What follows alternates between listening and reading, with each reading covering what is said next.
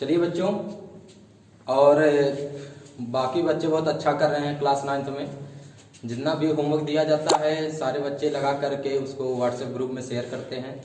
तो आप लोग भी जितने भी बच्चे पढ़ रहे हैं, वीडियो क्लासेस को देख रहे हैं, तो सारे बच्चे अपने कॉपी के नोट्स जो होमवर्क दिया जाता है और या जो भी समझाया जाता है उस वर्क को कंप्लीट करके आप लोग ग्रुप में भेजा कीजिए। जो बच्चे नहीं भेज रहे हैं वो तो खास करके इस बात पे ध्यान दें, और जो बच्चे भेज रहे हैं वो इसी प्रकार भेजते रहिए। चलिए अब हम आगे देखते हैं। क्लास 9 थी है, लेक्चर 8 है हमारा, 7 तक हो चुका था, शायद लेक्चर 8 तक हो गया था, लेक्चर नंबर 9 है ये। तो लेक्चर नंबर 9 है, तो हम लोग देखते हैं इसमें क्वेश्चन नंबर 12। क्वेश्चन नंबर 12 क्या है, आपको कुछ संख्याएं दी गई हैं और इनमें आपको परिमेय और अपरिमेय बताना है कि कौन सी संख्या परिमेय है और कौन सी संख्या अपरिमेय है।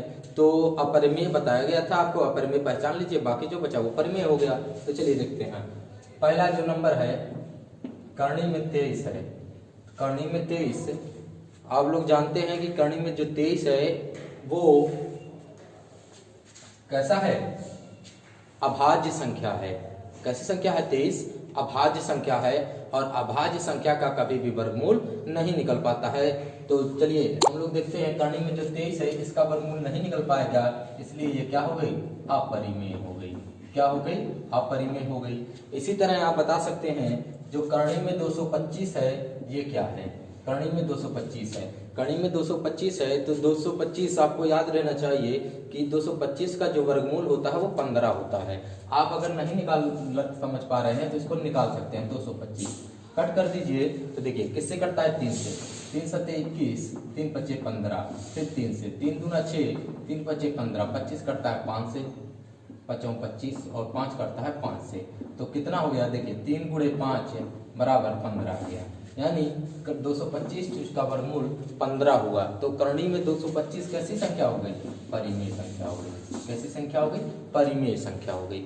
अब इसी तरह आप बता सकते हैं। चलिए जैसे क्वेश्चन नंबर है अगला है 0.3796। ये क्या है? तो पॉइंट के उधर जो नंबर हैं वो रिपीट भी नहीं हो रहे हैं। तो रिपीट नहीं हो रहे हैं तो आगे भी तो नहीं जा रहे हैं।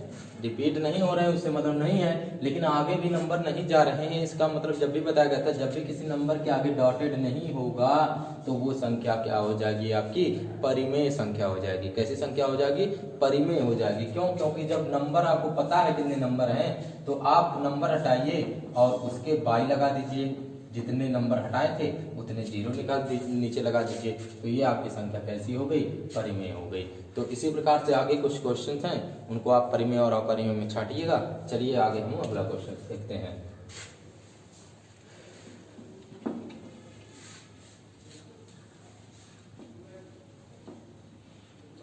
अगला क्वेश्चन जो हमारा है क्वेश्चन नंबर 13 है। कह रहा है 1 और 2 के बीच, 1 और 2 के बीच, 1 और 2 के बीच एक अपरिमेय संख्या लिखिए। एक अपरिमेय संख्या लिखिए। इसके बीच में लिखनी है 1 और 2 के बीच में केवल और केवल एक ही अपरिमेय संख्या लेनी है। इसका मतलब जो भी अपरिमेय संख्या आपको लिखनी है वो 1 से बड़ा होना चाहिए और 2 से छोटा होना चाहिए। उसी को ही हम लोग क्या कहेंगे? 1 और 2 के बीच की पर संख्या कहेंगे। कैसी संख्या लिखनी है? अपरिमेय संख्या लिखनी है। तो आपको ऐसी संख्या लिखनी है जिसमें उसकी अंकों की पुनरावृत्ति ना हो और वो अंक जो हों आगे बढ़ते रहें। जैसे कहने का मतलब है 1 और 2 1 से बड़ा, तो हम लिख सकते हैं 1 भी लिखना है तो 1 दशमलव, दशमलव के आगे 1 और 2 के बीच में आपको कोई संख्या मान लीजिए, नॉर्मली तो समझ में नहीं आती है, लेकिन इसके बीच में कई सारे नंबर होते हैं जैसे 1.1, 1.2। चलिए तो आगे हम देखते हैं। जैसे 1 और 2 के बीच में लिखना था तो 1 और 2 के बीच में 1.1, 1.2, 1.3 ऐसे बहुत से नंबर हो सकते हैं, असंख्य नंबर हैं जिन्हें आप गिन भी नहीं सकते हैं। तो आइए देखते हैं। तो 1 से बड़ा लिखिए, तो 1 दशमलव कुछ होगा जो 1 से बड़ा होगा, और 2 से छोटा भी होगा तो 1 दशमलव मान लीजिए आप लिख लीजिए 120। फिर बताया गया था 1200, 12300, 1 2 फिर 4 जीरो, फिर आगे डॉटेड लगा दीजिएगा। अगर ये डॉटेड नहीं लगाएंगे तो आपकी संख्या अपरिमेय नहीं होगी। यानी एक इसमें 1 जीरो आता है, इसमें 2 जीरो, इसमें 3 जीरो, इसमें 4 जीरो और आगे आएगा 5 जीरो, आखिर आएगा 6 जीरो। यानी किसके साथ? 1 और 2 के साथ, फिर 6 जीरो, फिर 1 2 के साथ 7 जीरो, 1 2 के साथ 8 जीरो। इसका इंड नहीं होने वाला है, ये आगे बढ़ता रहेगा। तो इसलिए ये संख्या क्या हो गई? अपरिमेय संख्या हो गई, जो 1 और 2 के बीच की संख्या है। चलिए अगला क्वेश्चन हम देखते हैं, क्वेश्चन नंबर 14।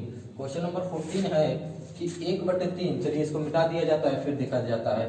क्वेश्चन नंबर जो 14 है वो है, क्वेश्चन नंबर 14 है 1/3 और 1/2 के बीच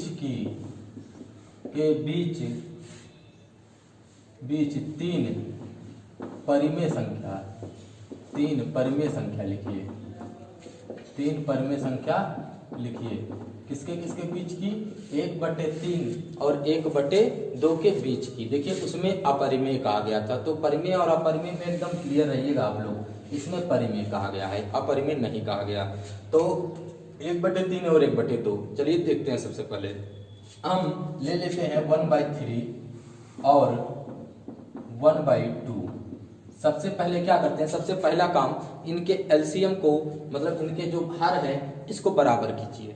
इसका जो हर है उसको बराबर कीजिए। तो हर को बराबर करने के लिए हर का एलसीएम लिया जाता है। जो ये डिनोमिनेटर है उसका आप एलसीएम ले लीजिए।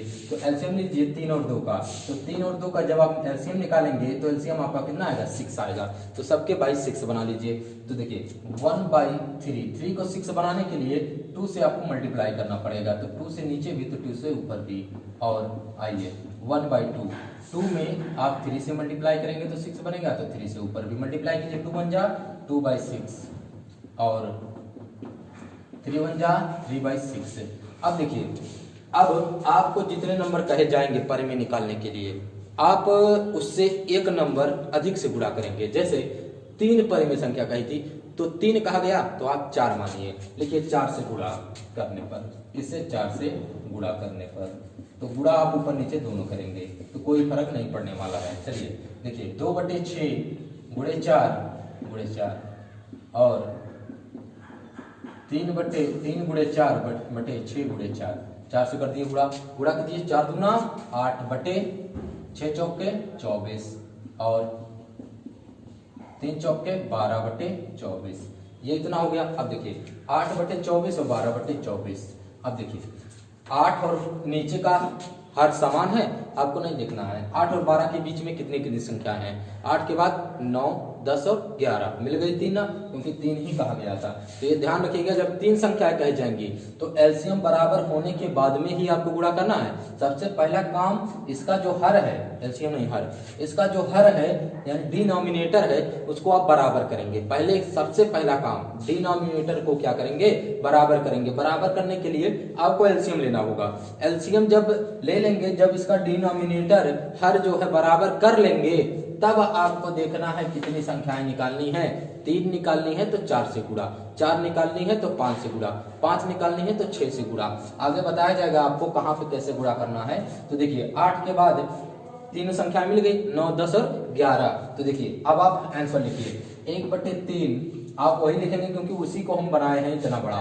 1/3 और 1/2 के बीच की, 1/2 के बीच की 3 परिमेय संख्या बराबर, 3 परिमेय संख्या बराबर कौन से संख्या आप लोग पाए हैं? तो देखिए 8 के बाद 8 से आगे चलिए तो 9/24, 24 वही रहेगा, फिर 10/24, फिर 11/24।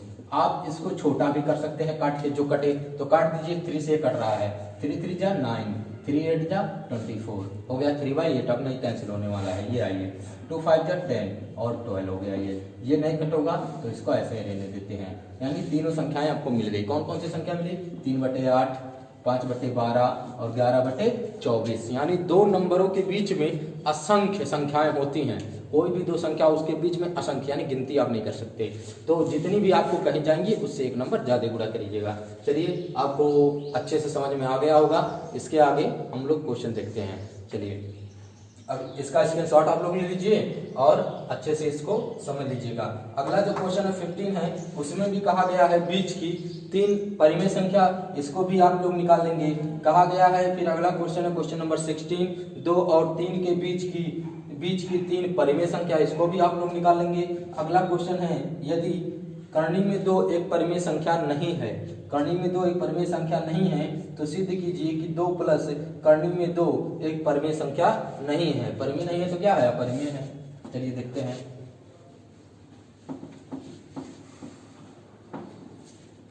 क्या दिया गया है कि सबसे पहले दिया गया है कि कर्णी में जो 2 है वो एक परिमेय संख्या नहीं है। कर्णी में जो 2 है वो एक परिमेय संख्या नहीं है। सिद्ध क्या करना है? हमें सिद्ध करना है कि 2 प्लस रूट टू भी एक परिमेय संख्या नहीं है। इसका मतलब ये सारी जो संख्याएं हैं यह अपरिमेय है। ये दिया गया है √2 एक परिमेय संख्या नहीं है, तो हमारा क्वेश्चन ही है।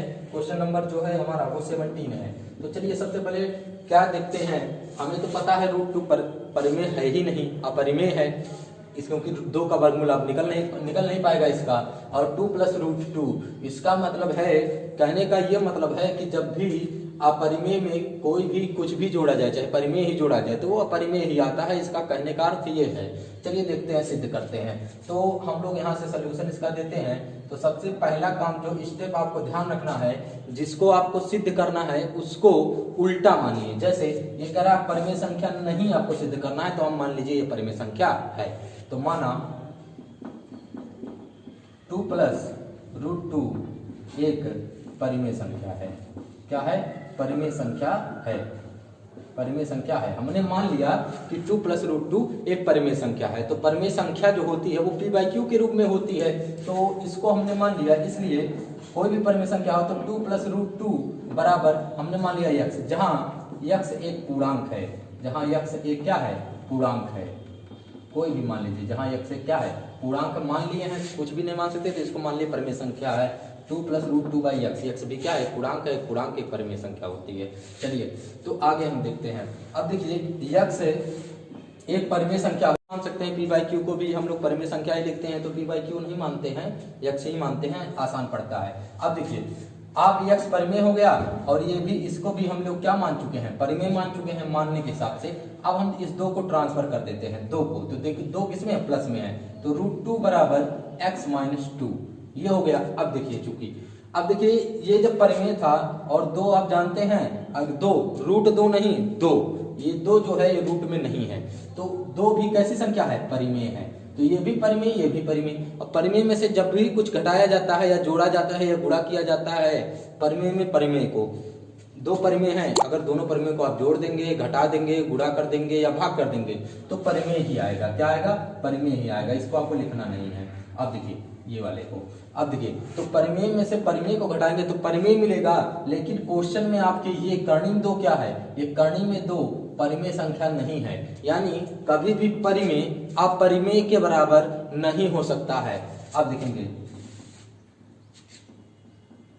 लिखेंगे चूंकि x एक परिमेय संख्या है, इसलिए x - 2 भी एक परिमेय होगा, क्योंकि यहाँ पे जो 2 है वो भी परिमेय है, √2 नहीं है। अब देखिए किंतु √2 एक परिमेय संख्या नहीं है, एक परिमेय संख्या नहीं है। अब देखिए कभी भी परिमेय, तो किंतु √2 कैसी? एक अपरिमेय संख्या नहीं है। इसलिए 2 प्लस √2 भी एक परिमेय संख्या नहीं है। अब देखिए इससे आप थोड़ा सा ऊपर लिख लीजिएगा, किंतु √2 एक परिमेय संख्या नहीं है, इसलिए हमारा विरोधाभास उत्पन्न हो रहा है। क्या हो रहा है? विरोधाभास उत्पन्न हो रहा है। क्यों विरोध हो रहा है? क्योंकि हमने इसको क्या मान लिया था, परिमेय, लेकिन ये परिमेय जो था अपरिमेय के बराबर आ गया तो हम गलत हो गए। इसका मतलब हमारा विरोध हो गया। तो जब विरोध हो गया तो जब हमने विरोध किसका हुआ, क्योंकि हमने परिमेय माना था, तो जब विरोध हो गया तो इसका मतलब ये क्या था, अपरिमेय था, तो ये प्रूफ हो गया। चलिए इसके आगे हम लोग अगले लेक्चर में डिस्कस करते हैं। धन्यवाद।